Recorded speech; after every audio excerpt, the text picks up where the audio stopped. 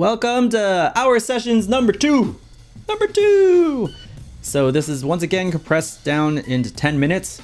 And for this session, I am taking the sketch from session 1 and turning it into a Zbrush sketch, which is a loose 3D object that doesn't have a whole lot of detail, but sort of mimics the gesture of the concept. And I'm starting with a basic sphere and using a whole bunch of simple brushes like the move brush and the clay buildup brush. I like that more than clay tubes. I know a lot of people use clay tubes, but I like the texture that the clay buildup gives you. The material I like to sculpt with the shiny materials because it gives you an idea of where your highlights are and if there are any jagged edges or jaggies that kind of pop out in your sculpt.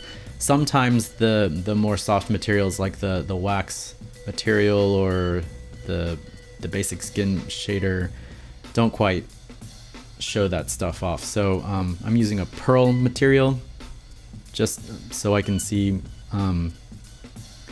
what's going on with the geometry. I tend to shift materials around when I'm sculpting just so I don't get used to one thing too often. But yeah, so that's basically the basis of it, and then a lot of Dynamesh. So if you're not familiar with ZBrush, this video is not going to help you. But if you go to Pixelogic's site, they have a whole bunch of great tutorials and introduction stuff to get you into the interface, into how to sculpt things in 3D and get a good head start. So Pixelogic does a great job of explaining the product in a way that even if you're not used to working in a 3D package, you can pretty well understand. I love it because, you know, something like this would have taken me a month to do polygon by polygon if I was modeling it in Maya, which is kind of an all-around product. You can do animation, you can do effects, you can do simulations and things like that. And the modeling tools are pretty good for Maya, but I never got efficient enough where I could figure out the loops that I needed to do and all that kind of stuff to sculpt something this quickly. So, you know, I love it. This is not a paid endorsement, but, you know, I love ZBrush. It's allowed me to do a lot of interesting things with 3D and make some toys that I never thought I would have been able to do. So it's really great. So yeah, I'm using very simple brushes right now.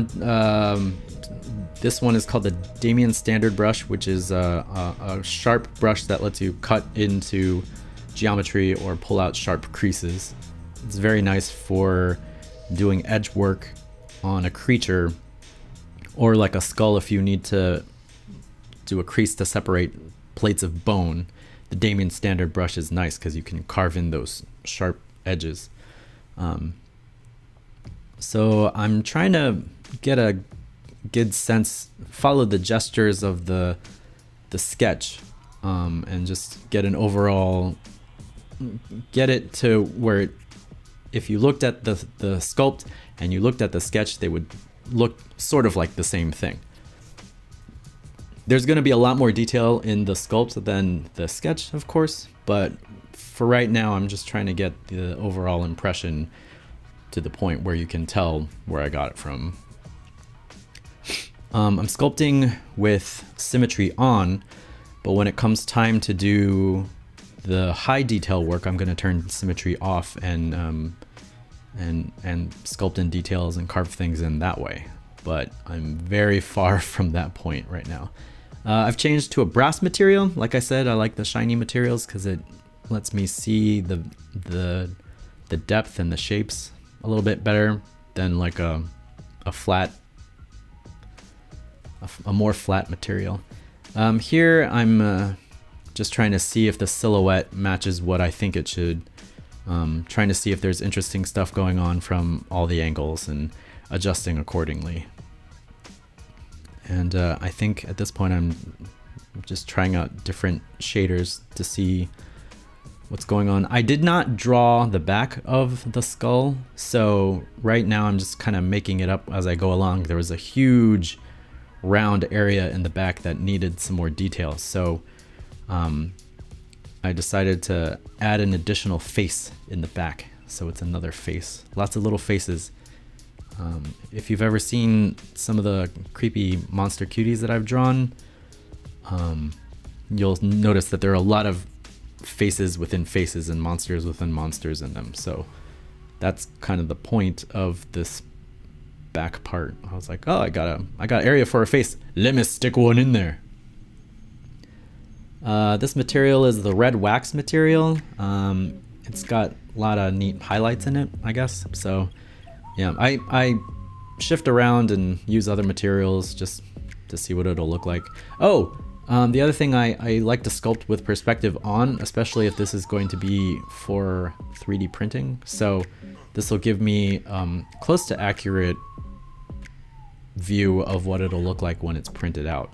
It's not completely accurate, but the perspective, drawing the perspective down to 30 instead of the default 90, makes it a little bit more close to what your eyes actually see. And that makes more sense in the longer version of the video.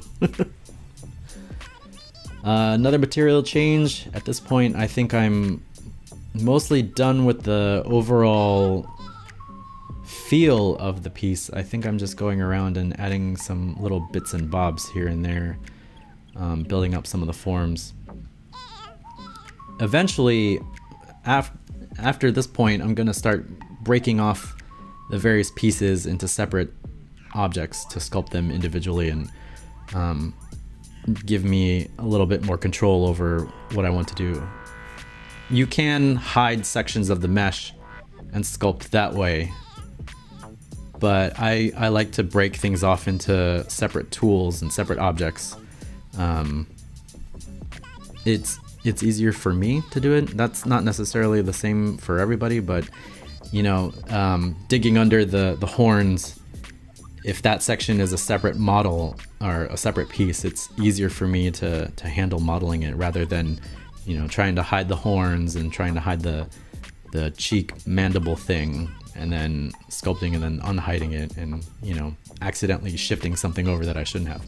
So at this point, I'm breaking the piece into what's known as polygroups. So these are different sections of the mesh that I can break off into their own parts and work on them individually. So the cutie comes out first because that's obvious. Also carving out the horns because the horns require special attention. So that's going to be fun. The other good reason for doing stuff like this is you can get some pretty hard seams in between the pieces. So it'll look like, you know, this piece of bone sockets into this piece of bone, or this face sockets into this other face, or this one overlaps the other one. You can do that with just straight up sculpting on the same mesh, but I like to separate those pieces out because it's a much more obvious seam in between. And doing something like a skull gives you the perfect excuse to do stuff like that, because skulls are made up of plates of bone that are intersecting with each other. Sometimes they fuse and sometimes they don't. So that's why I'm going through this particular part. And it also kind of looks cool. You get a multicolored skull at the end.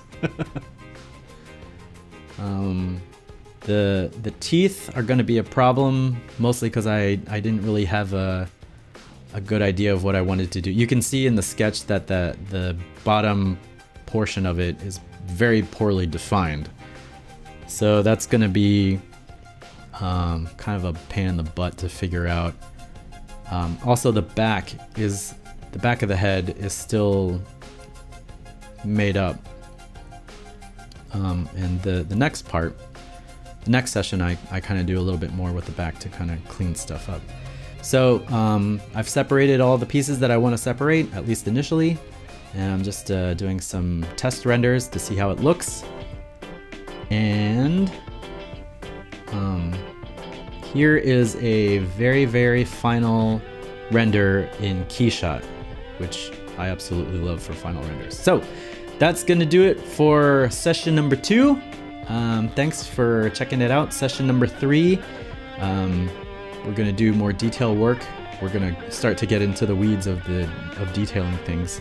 If you would like to see the full hour with the full commentary, check out my Patreon. And yeah, thanks for checking it out, and I'll see you later. All right, bye.